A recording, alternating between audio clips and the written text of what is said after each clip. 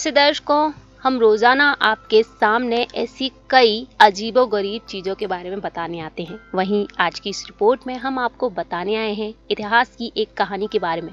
हम बताने आए हैं आपको पौराणिक कथा के बारे में। जी हाँ, ये कथा है बालक ध्रुव की।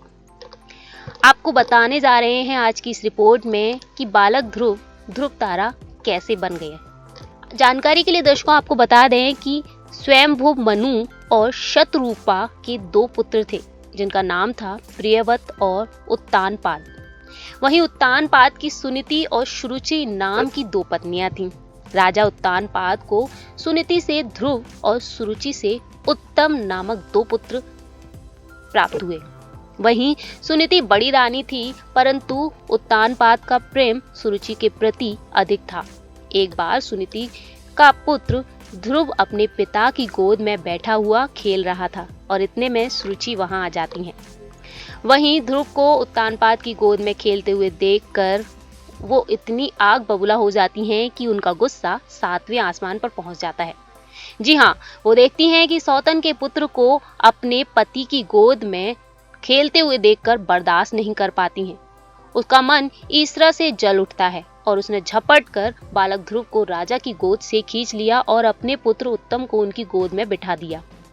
उसके बाद बालक ध्रुव से बोलती हैं, अरे मूर्ख, राजा की गोद में वही बालक बैठ सकता है जो मेरी कोख से उत्पन्न हुआ हो।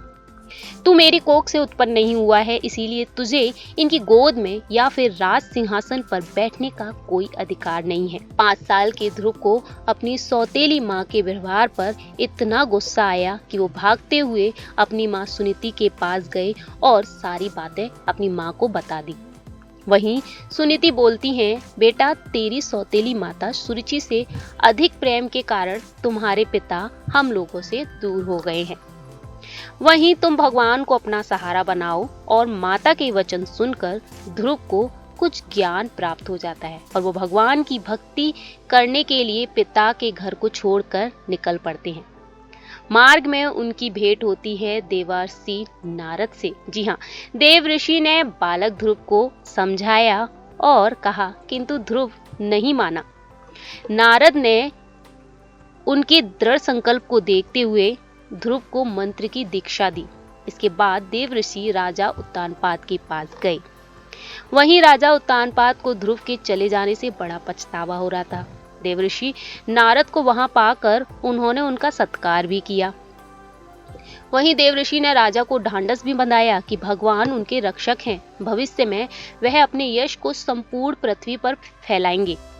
उनके प्रभाव से आपकी कीर्ति इस संसार में फैलेगी। वहीं नारद जी के इन शब्दों से राजा उत्तानपाद को कुछ तसल्ली हो गई। अगर बात करें बालक ध्रुव की, तो उधर बालक ध्रुव यमुना के तट पर जा पहुंचे और महर्षि नारद से मिले और मंत्र से भगवान नारायण की तपस्या शुरू कर दी। तपस्या करते हुए ध्रुव को अनेक प्रकार की समस्याएं भी सामने आईं, परंतु वे अपने संकल्प पर अडिग रहे और उनका मनोबल कभी विचलित नहीं हुआ और उनके तप का तेज तीनों लोकों में फैल गया।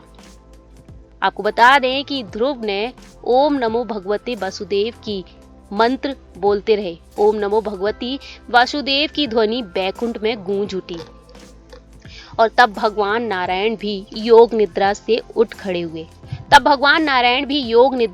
खड़े हुए और ध्रुव को इस अवस्था में तप करते हुए देखकर नारायण प्रसन्न हो गए और उन्हें दर्शन देने के लिए पहुंच गए। नारायण बोलते हैं, हे राजकुमार, तुम्हारी समस्त इच्छाएं पूर्ण होंगी। तुम्हारी भक्ति से प्रसन्न होकर मैं तुम्हें लोक प्रदान कर रहा हूँ, जिसके चारों ओर ज्योतिष चक्र घूमता है और जिसके आधार पर सब ग्रह नक्षत्र घूमते हैं, और इसके बाद प्रलय काल में भी जिसका कभी नाश नहीं होता है। सप्तऋषि भी नक्षत्रों की साथ जिसकी प्रदक्षिणा करते हैं। तुम्हारे नाम पर वे लोक ध्रुव लोक लहराएगा। इस लोक में 36 सहस्त्र वर्ष तक यानी कि सालों तक तुम पृथ्वी पर शासन करोगे।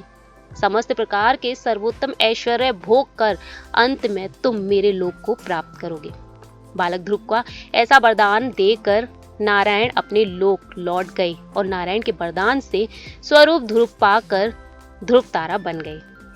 तो दर्शकों, ये थी बालक ध्रुव की ध्रुव तारा बनने की कहानी। आपको हमारी ये रिपोर्ट कैसी लगी आप हमारे कमेंट सेक्शन में बता सकते हैं। फिलहाल के लिए हम चलते हैं, अगली बार हम फिर हाजिर होंगे। तब तक के लिए देखते रहिए नेक्स्ट 9 न्यूज़ से प्रांशी की रिपोर्ट।